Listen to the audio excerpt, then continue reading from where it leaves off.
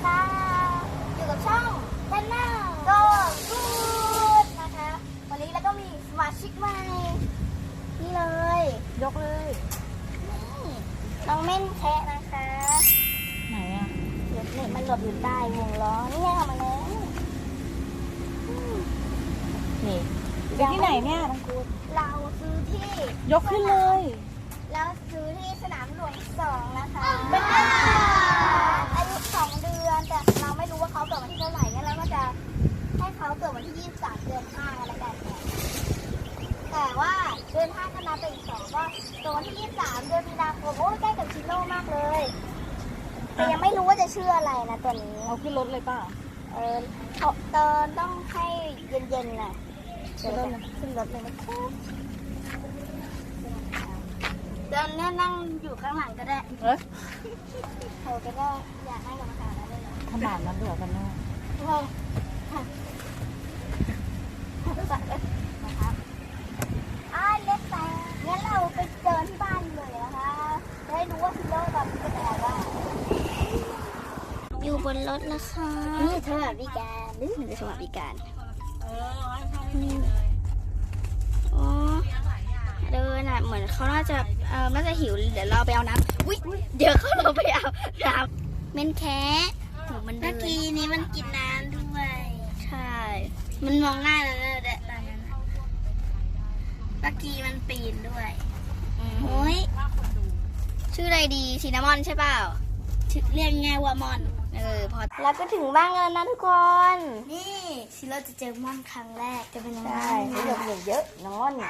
เวียนหัวน้องม่อนหลับอยู่ตื่นแล้ว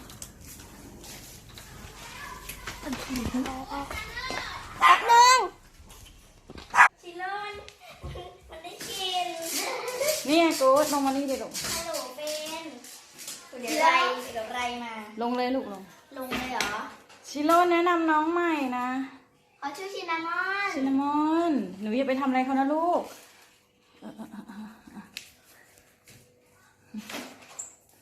อยากเล่นเหรอ ไม่รู้อยากเล่นหรืออยากกิน ใช่หมามันเล่นแล้ว ชิโร่เห็นน้องเปล่า น้องกลัวน้องขนตั้งเลยชิโร่มาดิมา เดี๋ยวก่อนเขากำลังสำรวจอยู่เฮ้ยดมต่างคนต่างดมเฮ้ยที่มันอะไร เอ้ยอย่าเห่านะ มันกระดิ่งหางไอ้กูดูมัน โอ้น้องกลัวลูกอย่าเห่าดัง เว้ยเฮ้ยเดี๋ยวน้องกลัวน้องหูอื้อ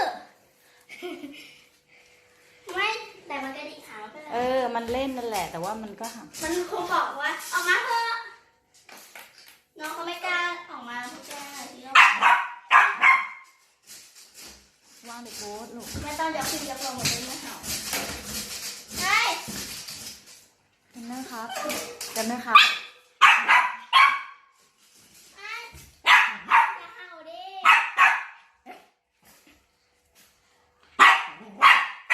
อุ๊ยเดี๋ยวน้องหูมัน หูเราแตก หูแล้วแตกหูแล้วแตก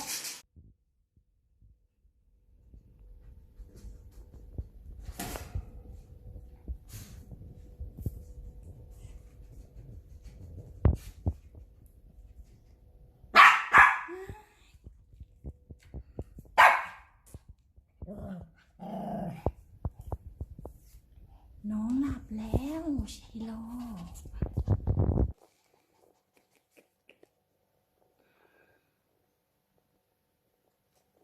สงสารน้องหลับแล้ว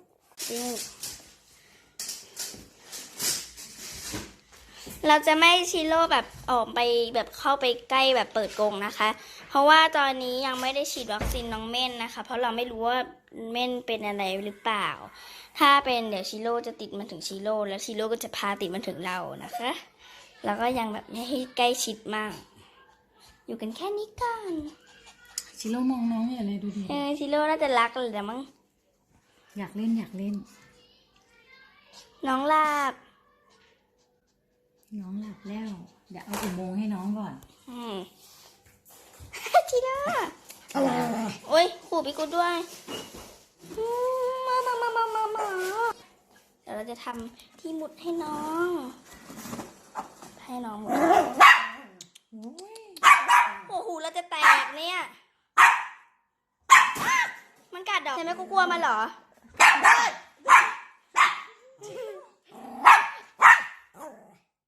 นี่นะคะ แล้วก็ให้น้องเม่นอยู่ในนั้นแล้ว แต่น้องเม่นยังไม่เข้าไป ส่วนชิโร่นี่ก็จะเข้าไปหามันอยู่ได้เลยชิโร่แล้วก็เห่าไม่ดีเลยนะเนี่ยตัวอะไรอะพี่กูดโอ้เราจะรักผมได้ไหมอะรักสิผมอยากเล่นกับน้องเขามากเลยผมอยากเล่นมากเลยเล่นดูกันดูตูดเล่นอู้เล่นกระทุงมันกระทุง